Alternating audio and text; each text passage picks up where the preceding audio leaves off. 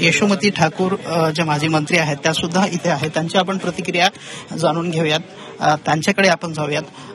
ताई, आपण आतमध्ये गेला, त्यांच्या कुटुंबियाची सुद्धा भेट घेतली. काय त्या माऊलीचे काय सांगा? काय ती माऊली म्हणते की मी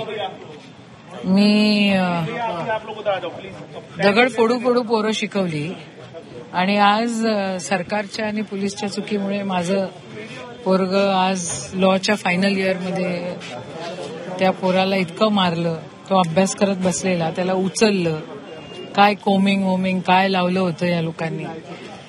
जेव्हा नियंत्रण करायला पाहिजे होतं तेव्हा केलं नाही, आणि जेव्हा पोरं तिथं अभ्यास करत बसले होते तर त्याला उचलून त्याला इतकं मारलं की बाहेर मारलं, आतमध्ये मारलं की त्याचा जीव गेला. म्हणजे बघा, तिन्ही पोरं, त्या बाईनी दगड फोडून फोडून, वडार समाजाची ती बाई दगड फोडून फोडून पोरं शिकवली आणि तिच्या पदरात शेवटी काय पडलं. असा अमानुष प्रकार महाराष्ट्राने ह्याच्या आधी नाही पाहिलाय. उद्रेक झाला, त्याला प्रशासन जबाबदार. नक्कीच गजानन, तुम्ही अशा पद्धतीनं नेत्यांशी सुद्धा संवाद साधलेला आहे.